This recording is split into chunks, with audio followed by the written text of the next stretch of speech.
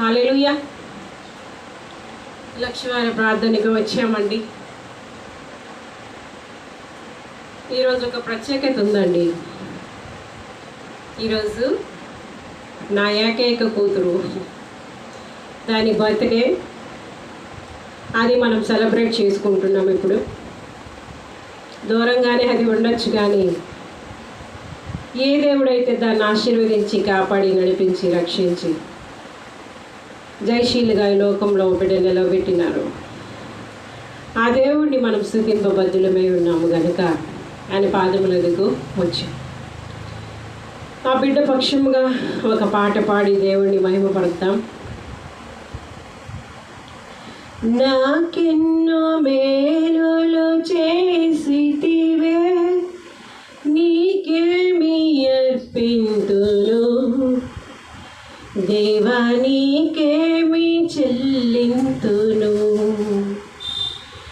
నాకెన్నో మేలులు చేసితివే, నీకేమి అర్పింతును, దేవా నీకేమి చెల్లింతును.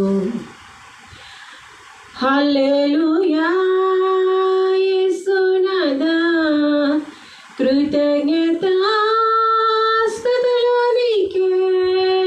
హల్లెలూయా ప్రాణనాథా, కృతజ్ఞతాస్తుతులు నీకే.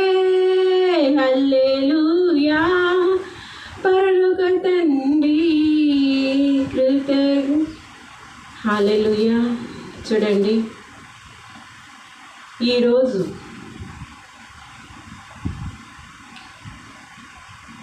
చిన్నతనంలోనే శిఖరం అబుత్తర బక్కునియా, ఆ బిడ్డ శిఖరం అబుత్తర బక్కునియా పరిశుద్ధాత్మ దేవుడు ఆవరించి ఉన్నారండి. శిఖరమా, ఈ మాటలు అనేక మందిని ఆదరిస్తాయని నేను అనుకుంటున్నాను.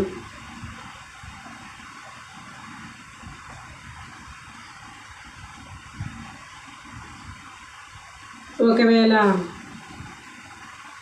ఏ పరిస్థితిలో మీరు ఉండి మీ బిడ్డలు మీరు పెంచుతున్నారో నాకైతే తెలియదు, కానీ చాలా అద్భుతంగా అత్యద్భుతంగా రివర్ష అందర దేవుడు ఆ బిడ్డను పెంచుకుంటూ వచ్చినారండి. అందులో పాలిభాగస్తులు ఉన్నారులేండి. ఎవరు ఉన్నప్పటికీ ఒక గిన్నెడు చన్నీళ్ళు ఇచ్చినప్పటికీ తిరిగి ప్రతిఫలం వారికి తిరిగి 100% ఇచ్చేస్తారు. ఎందుకు అంటే ఒక ప్రత్యేకమైనటువంటి ప్రణాళిక పిలుపుతో ఈ లోకంలో నన్ను పుట్టించారు కనుక నా బాధ్యత, నా బిడ్డ బాధ్యత దేవుడే తీసుకున్నారు. యాక్చువల్గా ఆ క్షణానికి ఎవరు వాడబడాలి, మా అన్నయ్యో, మా తమ్ముడో, మా అమ్మో, ఈవెన్ ప్రశాంత్ కొన్ని శిఖరం అవుతార బక్కునియా రైవశ్యాందర. దేవుడు వీళ్ళని వాడుకున్నారండి దాని జీవితంలో. సమయానుకూలమైన సహాయాన్ని ఆ బిడ్డకి ఏదైతే అది వాళ్ళకున్నది, 1 రూపాయో 1 పావలో ఏదో ఒకటి,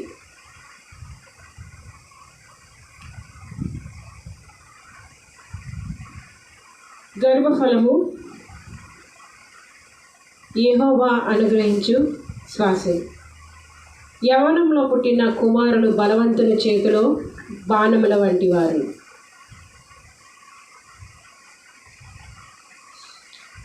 కుమారులని అక్కడ అంటారు, కానీ కుమార్తెలు కూడానండి. ఇప్పుడు కుమారులు లేని వాళ్ళ సంగతి ఏంటి? యవ్వనంలోనే ఆ బిడ్డను నాకు ఇచ్చారు. నిజంగా ఆ బిడ్డ ఒక బాణమే చెప్పాలంటే.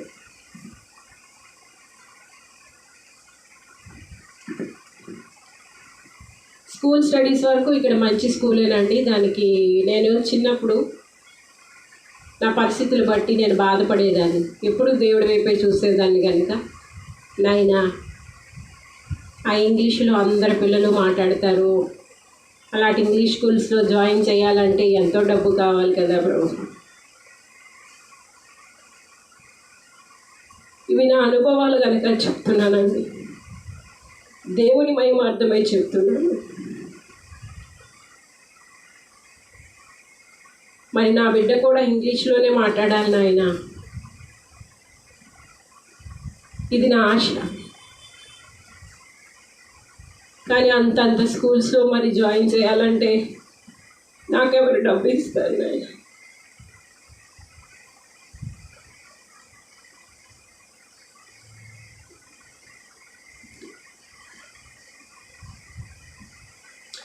అద్భుతంగా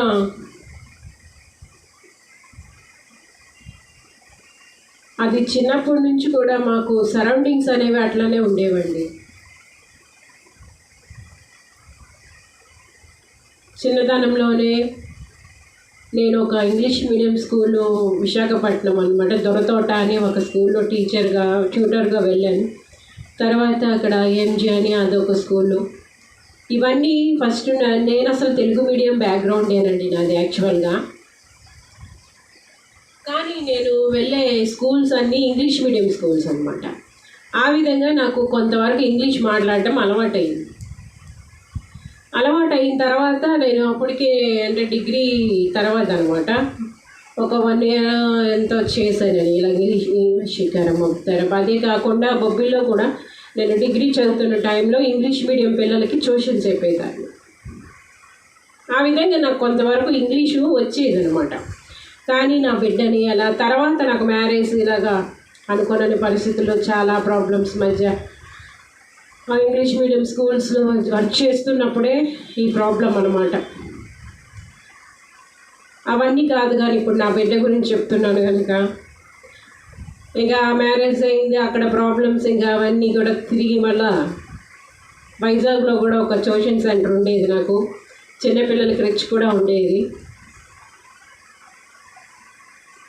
ఆ బిడ్డను అక్కడ ఫస్ట్ ఒక స్కూల్లో జాయిన్ చేశాను, ఇంగ్లీష్ మీడియం స్కూల్లో. ఆ టైంలో నేను ట్యూషన్ చెప్పేదాన్ని, అక్కడ కూడా వచ్చే పిల్లలంతా ఇంగ్లీష్ మీడియం పిల్లలే. ఆ విధంగా చిన్నప్పుడు ఎల్కేజీ యూకేజీ అనమాట ఆ పిల్ల ఒకే సంవత్సరం చదివింది. ఆ స్కూల్లో ఫస్ట్ వచ్చింది, ఫస్ట్ దాని స్టడీస్ అనమాట. ఆ స్కూల్లో ఫస్ట్ వచ్చిన తర్వాత నాకుండే వాళ్ళంతా ఇంగ్లీష్ మీడియం స్టూడెంట్సే, వాళ్ళు ఇంగ్లీష్లోనే మాట్లాడతారు. సో అందువలన ఆ పిల్లలంతా ఇంగ్లీష్ మాట్లాడుతుంటే ఇది వాళ్ళ మధ్య కూర్చొని గిల్లుకొని మొత్తానికి ఏదోలాగా దానికి బేస్మెంట్ అనేది ఇంగ్లీషే వచ్చింది. అది నా ఆశ యాక్చువల్గా. అలాగే దేవుడు అంచెలంచెలుగా ఆ బిడ్డ మన ఇక్కడికి బొబ్బిలిలో చాలా ఈ శ్వేత చలపతి స్టార్టింగ్ అండి అది మా అన్నయ్య ఫ్రెండ్ బదిలీ ద్వారా ఆ సీట్ అనేది ఆ పిల్లకి జాయిన్ చేయండి పర్వాలేదు అని మా అన్నయ్య ద్వారా అక్కడ జాయిన్ చేశాను శ్వేత చలపతిలో ఆ పాపని. మా తమ్ముడు కట్టేవాడు, చాలా ఫీజులు కదండి. మా అమ్మ మరి టీచర్, ఆవిడకి ఎక్కడి నుంచి వస్తాయి. మరి నేను ఇంకా అటు ఇటు అంటే ఈబిఈడి చదవడంలోన ఈ బిజీలో పడిపోయింది నేను. ఇక్కడ కూడా దానికి క్లాస్ ఫస్ట్ వచ్చేది, ఆ టీచర్స్ అందరికీ అదంటే ఇష్టమే నా కూతురు అంటే. ఈ అన్నిటికీ దేవుడు ఎలా బేస్ అయ్యారు అనేది మీకు చూపిస్తాను నేను. చాలా యాక్టివ్గా ఉండేది, అందరికీ ఆ పిల్ల అంటే ఇష్టమే.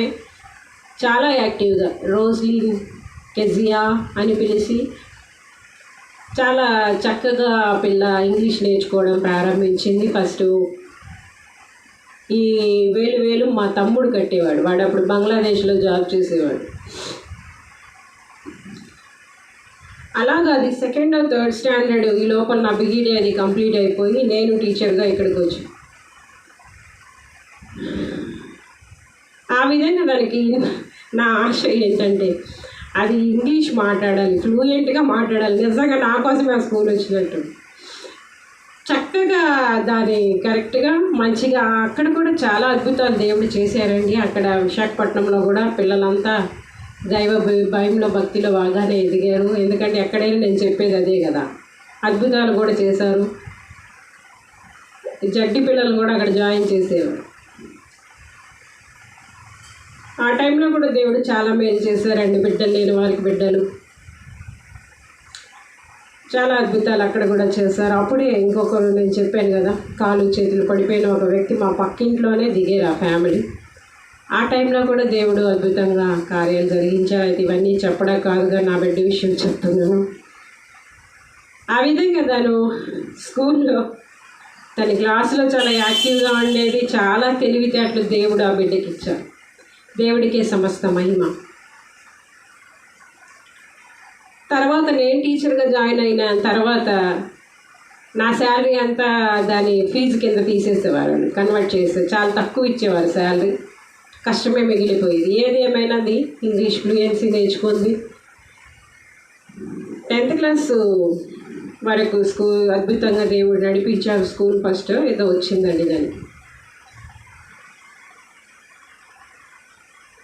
చూసారా, నా ఆశ అలాగా బిడ్డ విషయంలో నెరవేర్చబడింది. చాలా తెలివితేటలు దానికి యాక్చువల్గా. అంటే లోక సంబంధమైన తెలివితేటలు ఉండవులేండి, ఎందుకంటే దాన్ని అలాగా ఇంట్లోనే పెంచాను, ఒక బాతులాగా, కోడి పిల్లలాగా. అయితే దుష్టుడు ఊరుకోడు కదా, ఏదో ఒక డిస్టర్బెన్స్ పెడతాడు కదా. అంత చక్కగా పెంచుకున్న ఆ పిల్ల జీవితంలో దుష్టుడు కొంచెం డిస్టర్బెన్స్ ఇచ్చినప్పటికీ, ఇంటర్ అంటే అది తెలిసి తెలియని వయసు,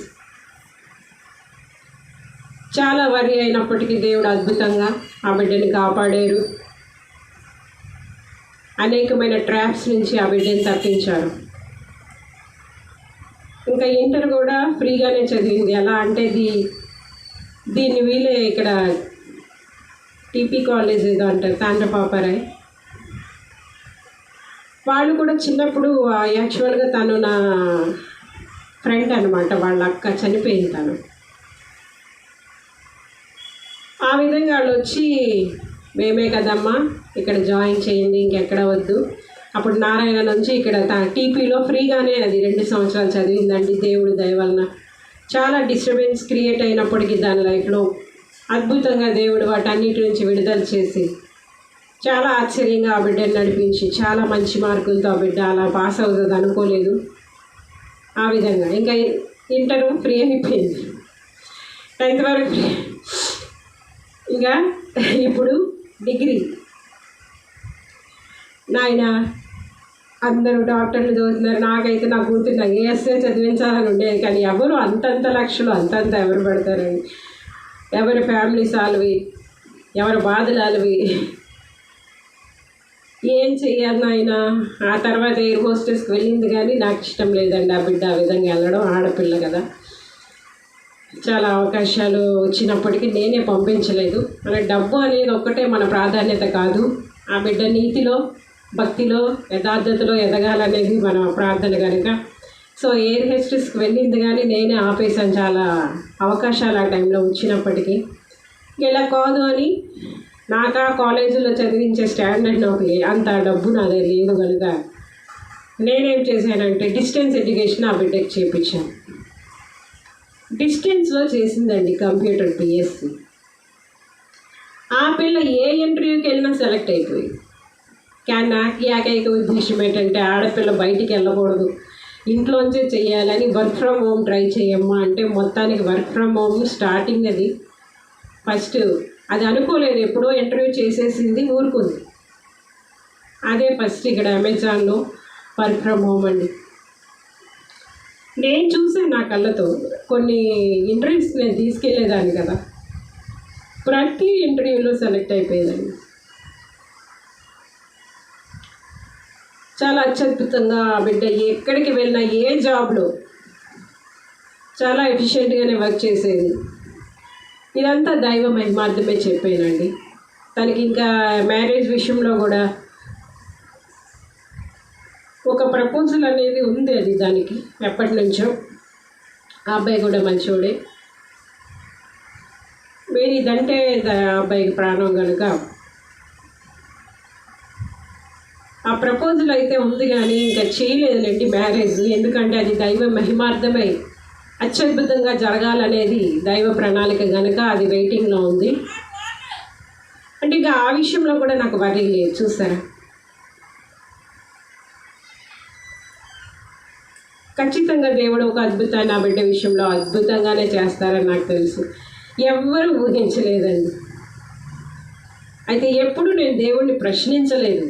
నాయనా అందరూ అంత డబ్బులన్నీ లక్షలన్నీ కోట్లు పెట్టి ఖర్చు పెట్టి ఆ పిల్లల్ని చదివించుకుంటున్నారు కదా, నా బిడ్డకేటి పరిస్థితి ఎప్పుడు దేవుడు నేను అడగలేదండి. అలాగా ఈ క్షణానికి ఈ నిమిషానికి నువ్వు ఇలా నడిపిస్తున్నావు నాయన, అంతే చాలు. ఇలా ఉండడమే మా క్షేమం, నా బిడ్డ క్షేమం, నా క్షేమం. ఇలా వెళ్ళడమే మా క్షేమం అని చెప్పి నాకు కొన్ని భయాలు ఉండేవండి. ఆ బిడ్డ బయటికి వెళ్ళడం నాకు నచ్చేది కాదు.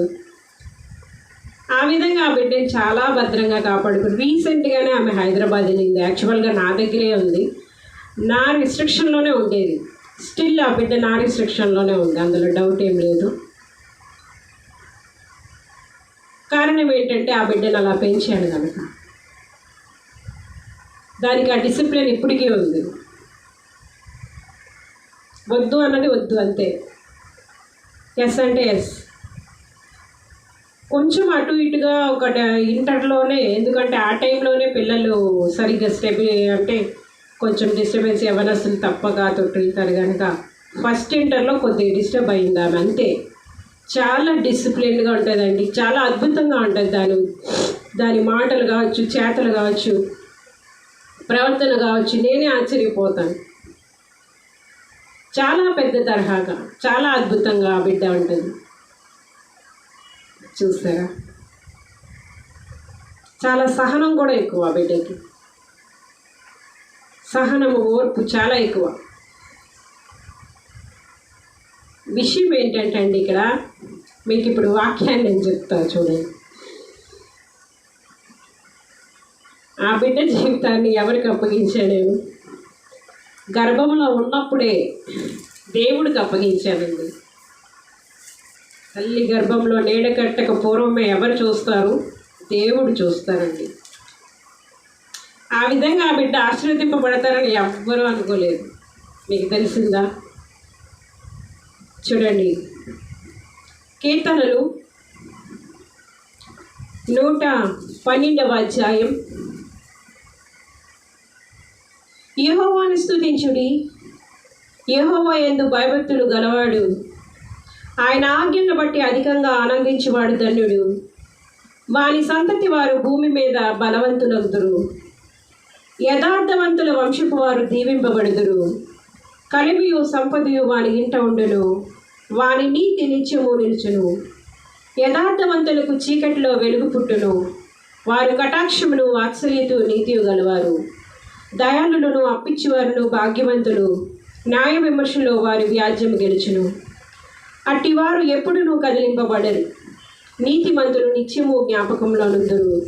వాని హృదయము యెహోవాను ఆశ్రయించి స్థిరముగా ఉండును, వాడు దుర్వార్తకు జడియడు. వాని మనస్సు స్థిరముగా నుండును, తన శత్రువుల విషయమైన తన కోరిక నెరవేరు వరకు వాడు భయపడడు. వాడు దాతృత్వము కలిగి బీదలకు ఇచ్చును, వాని నీతి నిత్యము నిలుచును. వాని కొమ్ము ఘనత నుండి హెచ్చింపబడును, భక్తిహీనులు దాన్ని చూచి చింతపడుదురు. వారు పండ్లు కొరకు క్షీణించిపోదురు, భక్తిహీనుల ఆశ భంగమైపోను. ఇదంతా చూసినప్పుడు మనం ఒక్క మాట ఇదంతా చెప్పడానికి మనకి టైం లేదు, కానీ చూడండి, యెహోవాను స్తుతించుడి, యెహోవా యందు భయభక్తులు గలవాడు, ఆయన ఆజ్ఞలు బట్టి అధికముగా ఆనందించేవాడు ధన్యుడు. నీ బిడ్డలు ఆశీర్వదింపబడాలంటే, ఏ పరిస్థితులనైనా వాడు కాపాడబడాలి అంటే, నీ బిడ్డలను చూసి ఈరోజు నేను ఎలా గర్విస్తున్నాను, ఆనందిస్తున్నాను, సంతోషిస్తున్నాను, ఆ విధంగా నువ్వు చేయగలగాలి అంటే నువ్వు చేయాల్సిందల్లా ఒకటి ఏంటి అంటే యెహోవాను స్తుతించాలి. ఎల్లప్పుడూ దేవుణ్ణి ఏ పరిస్థితిలోనైనా స్తుతించాలి. నీకు ఉన్నంతలో సంతృప్తిగా ఉండాలి. వాళ్ళు ఇలా కనుక నేను నచ్చినట్టు పరుగెడతాను, ఎలాగొకలాగా అలా చేస్తాను, ఇది నీకు అనవసరం. నీ లైఫ్లో ఎస్పెషల్లీ సేవకుల బిడ్డల విషయాలు చాలా ఆశలు ఉంటాయి. వాళ్ళకి అలాంటి పరిస్థితులు ఉండవు. అలాంటప్పుడు ఎంతో వరి అయిపోతారు వాళ్ళు. అంత వరి అవ్వాల్సిన పని లేదండి.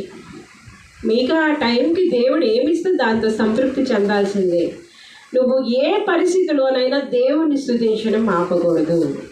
యెహోవాను స్తుతించుడి, యెహోవా యందు భయభక్తులు గలవాడు ఆయన ఆజ్ఞలు బట్టి అధికంగా ఆనందించేవాడు ధన్యుడు. ఎప్పుడైనా నీ సంతతి ఆశీర్వదింపబడాలంటే, నీ సంతతిని చూసి నువ్వు సంతోషపడాలి, గర్వించగలగాలి అంటే నువ్వు చేయాల్సింది దేవుని యందు నువ్వు భయభక్తులు కలిగి ఉండాలి. భయభక్తి నీకు ఉండాలి ఫస్ట్. తర్వాత ఆయన ఆజ్ఞలు బట్టి ఎల్లప్పుడూ ఆనందించగలగాలి. తప్పదు, నా బిడ్డ విషయంలో చాలాసార్లు దాన్ని గద్దించేదాన్ని, దానికి నాకు యుద్ధాలే అయిపోయేవి. తప్పదు, ఇంకా అది బాగుండాలి అంటే ఆ పోరాటాలు, ఆ యుద్ధాలు ఉండాలి. తప్పదు. ఏ పోరాటం లేకుండా జయం ఎట్లా చూస్తాం? అవునా కాదా?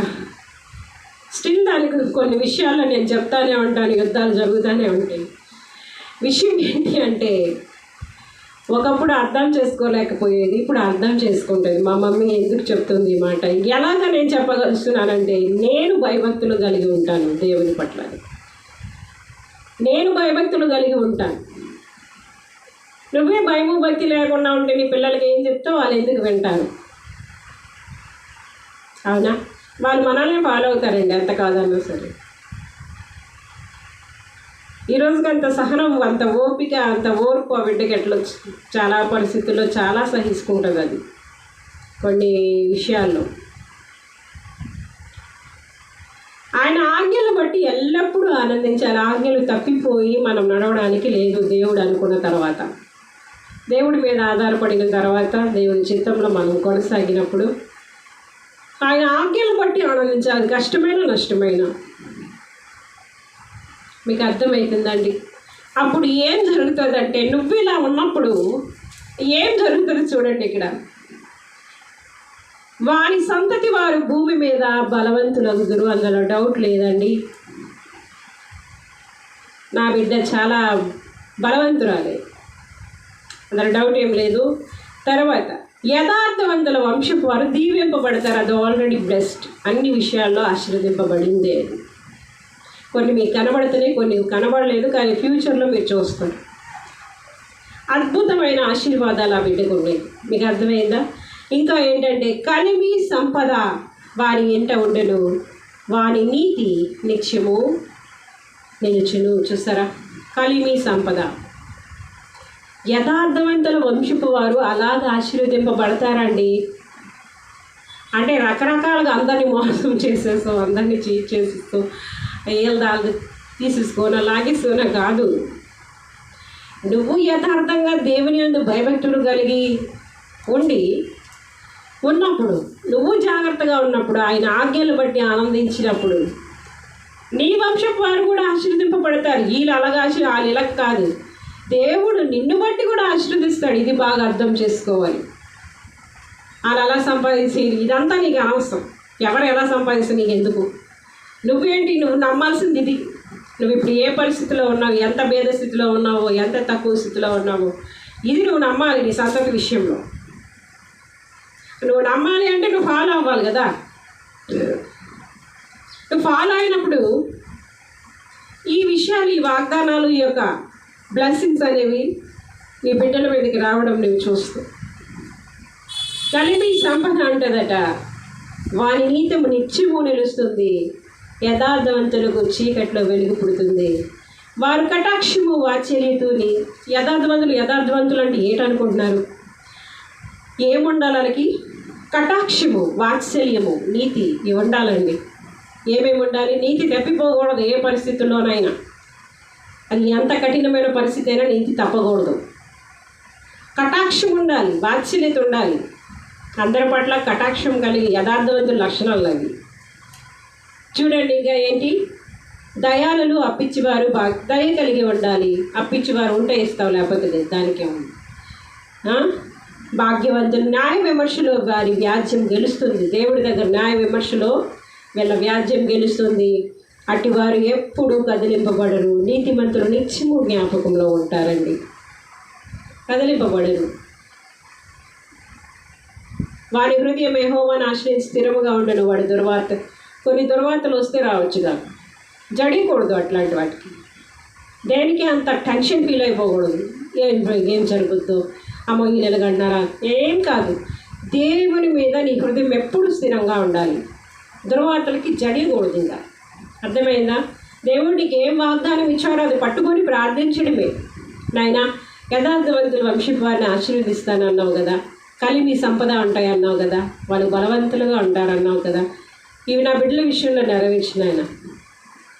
అంతే, ఇంకా నమ్మాలి నువ్వు 100%. దేవుడు ఏం చెప్పారు, దేవుడు చెప్పినట్టు నువ్వు వింటే, దేవుడు చెప్పినట్టు నువ్వు చేస్తే నీకు రావాల్సిన ఆశీర్వాదాలు నీకు వచ్చేస్తాయి. నువ్వు అడగక్కర్లే, ప్రతిసారి నువ్వు అడగకపోయినా వస్తాయి. నువ్వు చేయాల్సిందల్లా నువ్వు దేవుడు చెప్పినట్టు నువ్వు వినాలి, అంతే. ఎందుకంటే ఇది నా అనుభవం కనుక నేను చెప్తున్నాను, నా బిడ్డ విషయంలో నేను చూసిన పరిస్థితులు కనుక నేను చెప్తున్నాను. మీకు అర్థమైందండి? చూడండి, ఇంకా వాడు దాతృత్వం కలిగి పేదలకు ఇచ్చి నువ్వు నీకు ఉన్న దాంట్లోనే ఇతరులకు పెట్టేటువంటి అలవాటు అనేది ఉండాలి. చూడండి, వారి శత్రువుల విషయమే తన కోరిక నెరవేరే వరకు వాడు భయపడ్డు. యథార్థవంతుడు కదా, యథార్థవంతులకు శత్రువులు ఉంటారు, కానీ వాడి పరిస్థితి శత్రువులు దేవుడికి అప్పచెప్తా. వాళ్ళకి ఎలా బుద్ధి రావాలి, ఏం చేయాలి దేవుడికి తెలుసు. పగ తీర్చుట దేవుని పని. వారి కమ్ము ఘనతనందే హెచ్చింపబడుతుంది, వారి నీతిము నిత్యము నిలుస్తుంది. భక్తిహీనులు ఏం చేస్తారు, దాన్ని చూసి చింతపడతారు. ఎందుకంటే భక్తిహీనులు అంటే వాళ్ళకి యథార్థత లేదు, నీతి లేదు. ఊరికే పై షో షో షో అంతా. షో అనేది ఎవరు బయటికి లాగేస్తారు? దేవుడు. ఇంకా ఈ భక్తిహీనులు ఏం చేస్తారంటే చింతపడతారు. ఈ యథార్థవంతులను చూసి, వారి సంతతిని చూసి పండ్లు కొరుకుతారు. ఇలా జరగడానికి, ఇలా జరగకూడదు ఎట్టి పరిస్థితులు అనుకుంటారు మనసులో. కానీ వీళ్ళు యథార్థవంతులు కదా, వీళ్ళు ఎప్పుడు ధైర్యవంతులే. ఇంకా ఏంటంటే వారు పండ్లు కొరుకుతూ క్షీణించిపోదురు, భక్తిహీనుల ఆశ భంగమైపోతుంది. చూస్తారా? ఈ యొక్క యథార్థవంతుల కొమ్ము అనేది హెచ్చింపబడుతుంది. ఈ భక్తిహీనులు ఏంటి, చింతపడి పండ్లు కొరికి ఇంకా నాశనం అయిపోతారు చివరికి. అందుకే భక్తిహీనత పనికిరాదండి. భక్తి కలిగే ఉండాలి ఏ పరిస్థితుల్లోనైనా. ఎక్కడి నుంచి మేము ఎక్కడికి వచ్చాం, ఇంకెక్కడే ఆగము, ఇంకా ఉంది, చూస్తారు ఖచ్చితంగా. కేవలం దేవుని యందు భయభక్తులు కలిగి ఆయన ఆజ్ఞల యందు ఆనందిస్తూ, ఎల్లప్పుడూ ఆయన స్తుతిస్తూ, ఆయన చిత్తంలో, ఆయన మార్గంలో కొనసాగడమేనండి.